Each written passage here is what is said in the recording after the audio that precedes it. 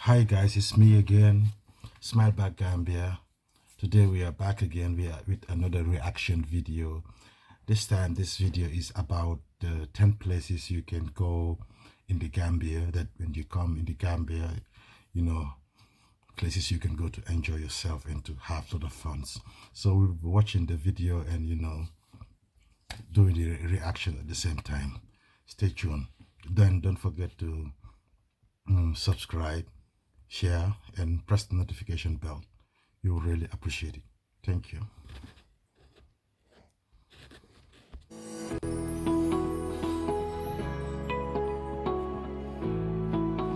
Let's forward it a little. Spot that everyone wants to visit. In fact, the African nation is often nicknamed the smiling coast of Africa because the Gambia River that passes through it looks like a smile. Keep on watching what other tourist destinations make Gambia popular with tourists. Number 1. Albert Market. The Royal Albert Market, which is made up of 3 different marketplaces and is located on Liberation Avenue in Banjul, was named after the husband of Queen Victoria, Prince Albert. It is a great destination to discover while on vacation in the Gambia. The tourist market, which caters to travelers to the Gambia, is quite similar to the other markets scattered around the coastline tourist destinations, arts and crafts.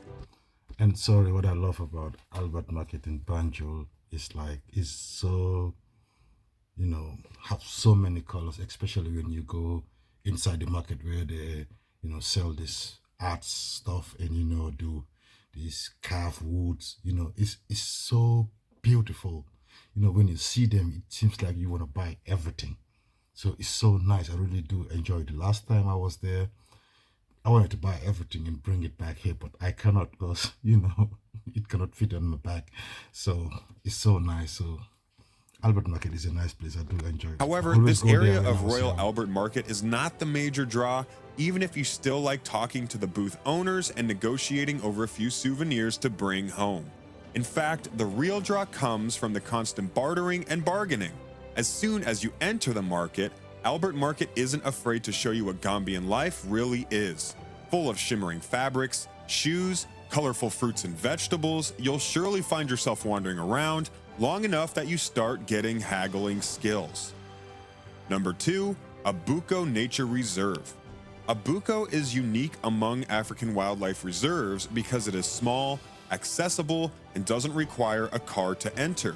For birdwatchers and animal enthusiasts, a visit to Abuko Nature Reserve is definitely a must. In fact, about 33,000 visitors are recorded to visit per year just to watch birds like pied kingfishers, palm nut vultures, African paradise flycatchers, etc., and animals like vervet monkeys, ground squirrel, red colobus monkeys, and savanna antelopes. The reserve covers a 106-hectare and has a 5-kilometer path along with a field station that has views over a watering hole that's often a good place for wildlife watching. The Nile crocodiles and other slithering animals, including pythons, puff adders, green mambas, spitting cobras, and forest cobras, are the reserve's most well-known residents. This is also the only area in the Gambia where you could see western bluebills, ahanta francolins, white-spotted flufftails, and green and violet taracos, which is probably a buko. Number 3, Kachakali Museum. It's so nice, looking at my country, like just what he's saying is all true. It's all true. So I wish we could have much more animals like lions, tigers and all those things, because most of the time people come from, come holiday in the Gambia, but when they want to see some certain animals, they have to take the ferry, go to Barra and go to Senegal to see certain stuff, certain animals in Senegal, So it doesn't have to go like that. At least we should have much animals. Like people cannot be coming holidays to the Gambia and going out just to watch some southern stuff and come back. I wish, we have all these animals, not all, but, many. So you can continue.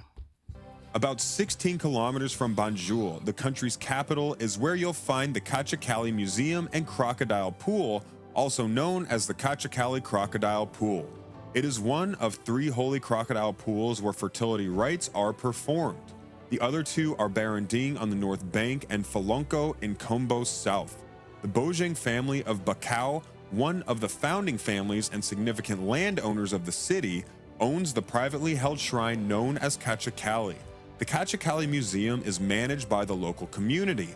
About 1,000 historical relics are on show there.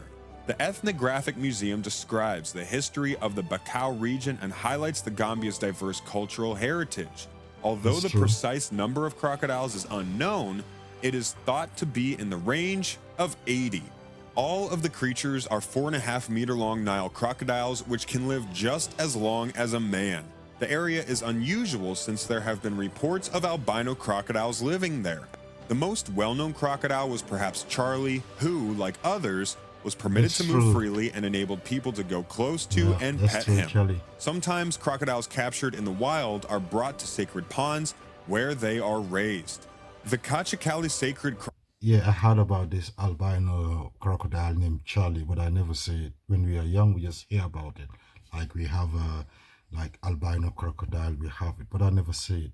And me going to Kachikali is not much. Like once, twice, I don't know. I cannot even remember much.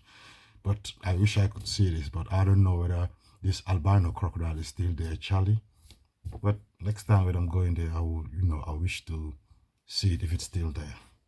crocodile pool is known for its healing properties and is a famous place where people come to pray for blessings. Infertile women who want to become pregnant often view it as their final resort. They receive hand washings from highly trained Bojang clan women and are then instructed not to shake hands with anyone in Bacau. Although tourists are the only people in attendance most of the time, there are still rare spiritual ceremonies held here that are that's the frequently albino accompanied by crocodile. dancing and drumming. Number 4, Kunta Kinte Island. The Kunta Kinte Island, formerly known as the Fort of James Island, served as a trading hub for Yeah, the Kunta Kinte Island, like, James Island. I've never been there. Never in my life. I'm from the Gambia. I spent most of my life in the Gambia, just like 25 years. But I never been there. But the next time coming in the Gambia, really want to visit all these places because I really want to document them and put them on my YouTube channel so that, at least I could have them, I have visited them, so it's something nice. I would really appreciate it. goods between the local Africans and the people of Latvia and Lithuania.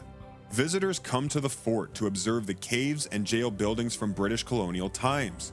About 30 kilometers from the river's mouth, in the center of the Gambia in West Africa, is where Kunta Kinte Island is situated. It contains the remains of a slave home, a fort, the governor's kitchen, and other structures related to the emergence of the Gambia River as the first European commerce route into interior Africa.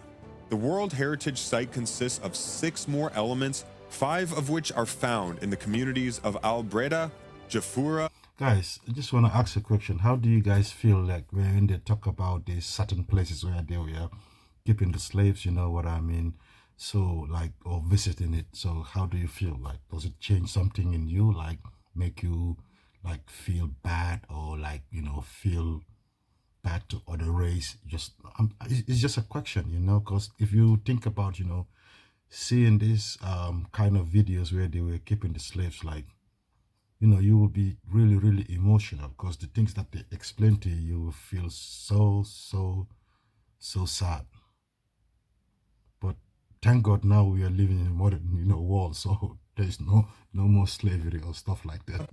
And San Domingo on the opposite side of the river's north bank from the island. The 6-gun battery and Fort Bullen, the other component, are situated close to the river's mouth. Number 5, Arch 22. The Arch is a popular tourist destination close to the capital of the Gambia and is renowned for its rooftop views of the city. The handwritten text of the president's takeover address is frequently the draw for tourists visiting the museum close to the monument. The tallest building in the Gambia is called Arch 22. It is a hollow pediment that is supported by 8. Guys, is the Arch 22 the tallest building in the Gambia? I don't think so, but please let me know in the comment section if it's the tallest building in the Gambia. enormous pillars that extend through 3 floors.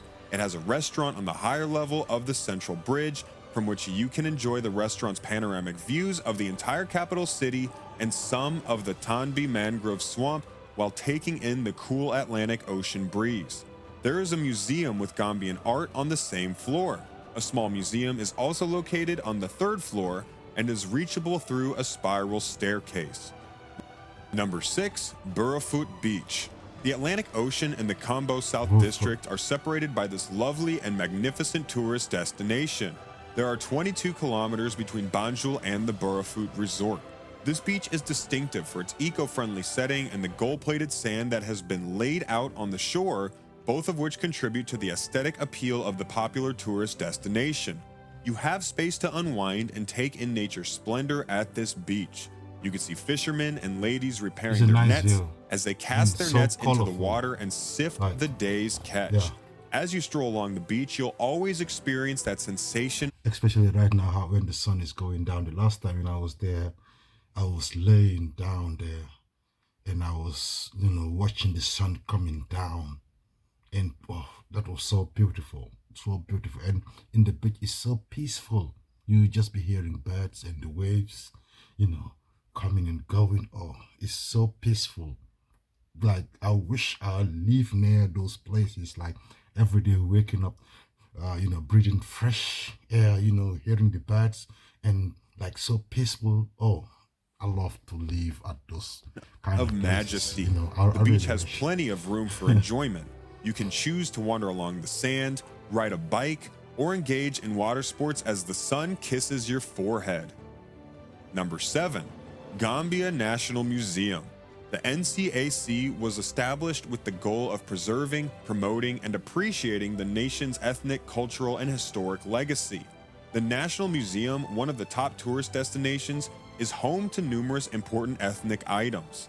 The National Museum of the Gambia is a cultural institution dedicated to the Gambian people. There are historical artifacts and exhibits on the history of the Gambia there.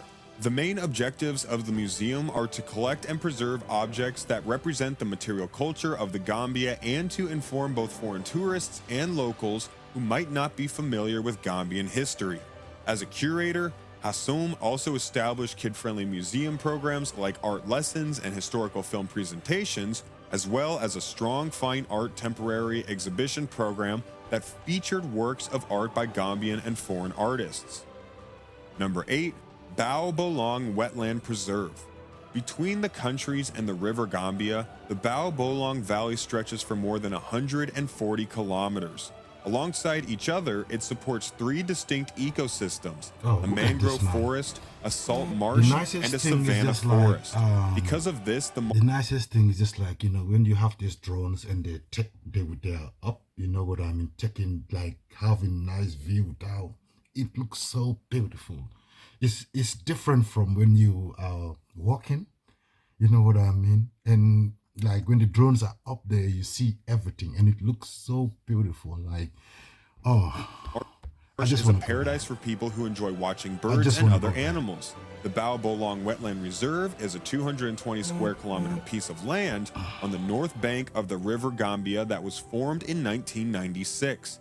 It is located 100 kilometers east of Banjul, the country's capital, and the estuary, which includes some of the upper and central Baribu districts. The Ramsar International Wetlands Convention, which the government joined in 1996, has recognized Bao Bolong Wetland Reserve, the Gambia's largest protected reserve, as a site of international importance due to its ecological importance.